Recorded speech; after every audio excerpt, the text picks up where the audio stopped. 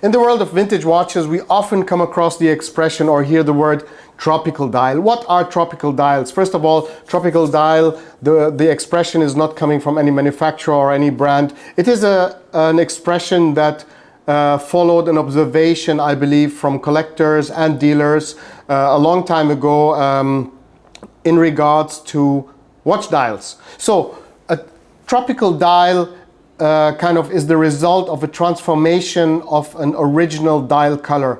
How does this transformation happen? I believe it can be a lot of different impacts. It could be humidity, it could be UV light, it could be a temperature, it could be a watch that is not fully waterproof. Anything could like harm or transform. I don't want to say harm because in many cases it's a beautiful transformation, so can impact the color of a dial. Which dials do tropicalize? We don't know. It could happen with a lot of old dials. I believe one reason why why dials transform the color is also the manufacturing quality of the dial was maybe not that good at the time, or sometimes it was faulty. I want to speak about a few examples. We have the Rolex 16520 Daytona with the Zenith movement. On that one, the observation was that the black dial version in a certain price range, time frame, aged from a very, very beige, almost whitish beige color to a brownish hue. So on the 16520 here, it only affected the sub-dials mostly. I've seen a few 16520 black dials that have also become brownish. I think that is, we can also call it a tropical dial, but it's not the usual thing that we see. We see a transformation on the colors of the sub-dials of the chronograph. Now, when using the word tropical, in my personal mind, it's usually a dial that has transformed to some creamy, browny, dark brown, or sometimes even black. This is, I think, where the word tropicalize is very, very appropriate. However, the hues of the changes, transformations of the colors are sometimes very, very crazy, sometimes completely unforeseeable. Like I would like to show you here, we have a Rolex King Midas 4017, and it was born with a blue dial. What do we have here? Well, here the dial has aged to a, I would say, 100% almost racing green color. We also see very often when dials tropicalize or age to a different color, that the dial actually shows some aging. In this case, we have very, very fine dots. And when we look very, very close at the edge of the dial or in the center where the center post covers kinds of the dial, that the original color of the dial is still present. On this one, it's still blue. When we take out this dial off the case, we'll see that the edges outside will probably be in the original blue color. Now, mostly I've seen tropicalizations on black dials, 5512, 5513, especially the gilt dials. They tend to change color. I wouldn't say very often, but it's not that uncommon to happen.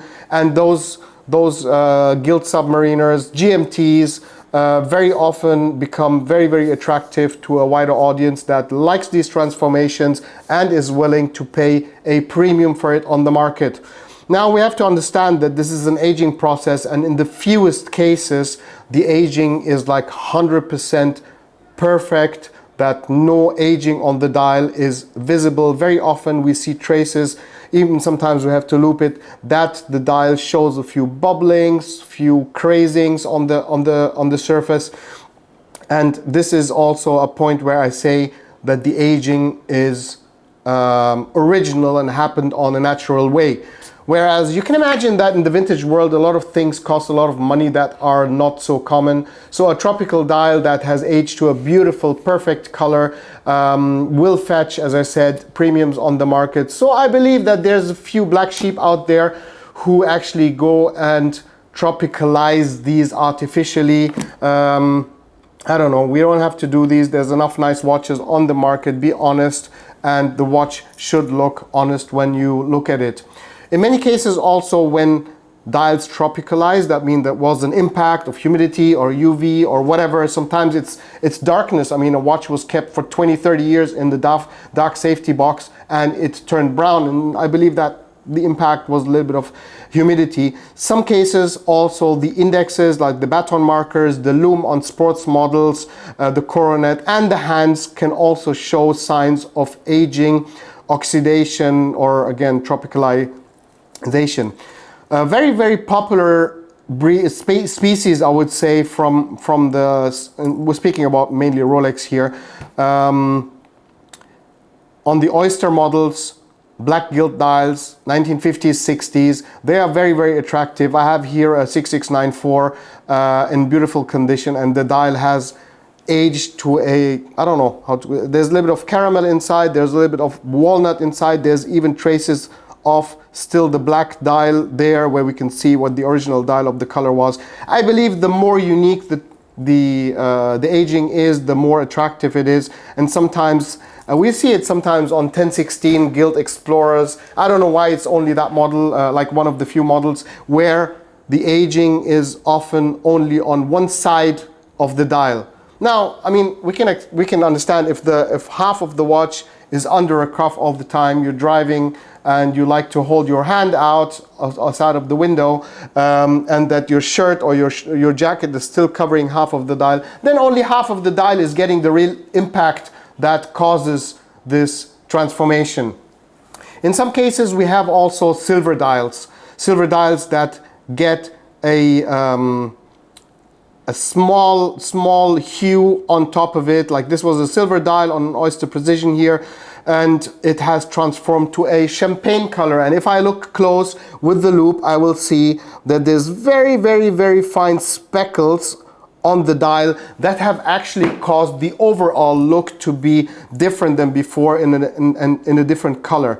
And still we see a few traces, especially around the batons and the crown, that they are more on the original color side, which means here silver.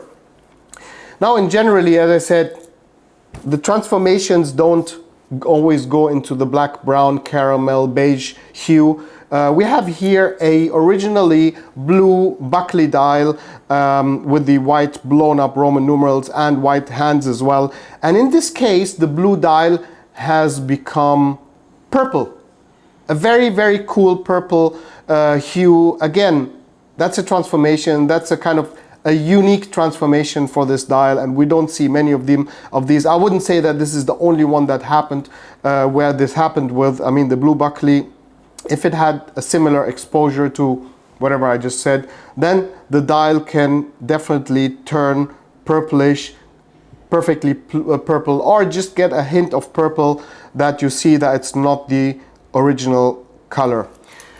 Tropical dials are mainly, I would say, how can I say, happens mainly on vintage watches, on modern watches. They're fully waterproof. The dial quality is so good that we can't expect the dial really to change the hue or the color.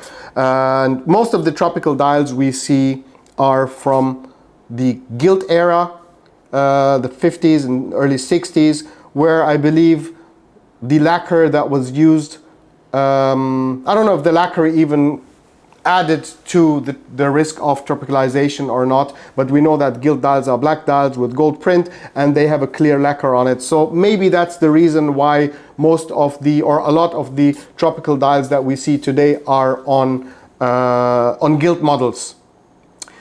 So in general, a summary, the tropical dial is a natural transformation that happened through impact of humidity, I don't know, UV, darkness, whatever. It's actually better that we don't know how it happens. Otherwise, people go and start making these tropical dials and baking them in the oven and whatnot. That's sadly happening, but with a trained eye and a loupe, you can really find out if the transformation, the tropicalization is original or not.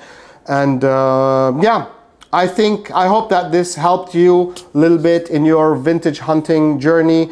Thank you for watching the video. Please subscribe to the channel. There's more videos coming out with the A to Z from the vintage world. Subscribe, like, and share our video. See you next time.